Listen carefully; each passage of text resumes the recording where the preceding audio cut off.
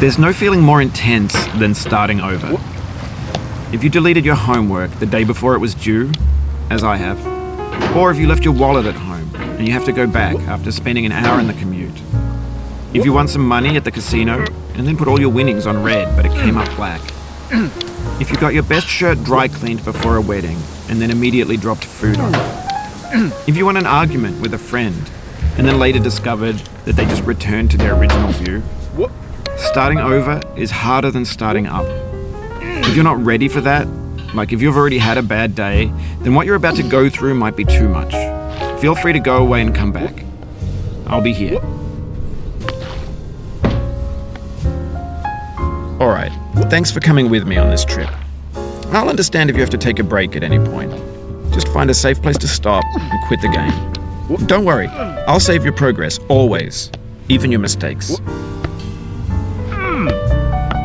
This game is a homage to a free game that came out in 2002, titled Sexy Hiking. The author of that game was Jazuo, a mysterious Czech designer who was known at the time as the father of B games. And B games are rough assemblages of found objects. Designers slap them together very quickly and freely, and they're often too rough and unfriendly to gain much of a following. They're built more for the joy of building them than as polished products. In a certain way, Sexy Hiking is the perfect embodiment of a B game. It's built almost entirely out of found and recycled parts, and it's one of the most unusual and unfriendly games of its time. In it, your task is simply to drag yourself up a mountain with a hammer. That act of climbing, in the digital world or in real life, has certain essential properties that give the game its flavor. No amount of forward progress is guaranteed. Some cliffs are too sheer or too slippery, and the player is constantly, unremittingly in danger of falling and losing everything. Anyway, when you start Sexy Hiking, you're standing next to this dead tree that blocks the way to the entire rest of the game. It might take you an hour to get over that tree, and a lot of people never got past it. You prod and you poke at it, exploring the limits of your reach and your strength, trying to find a way up and over. And there's a sense of truth in that lack of compromise.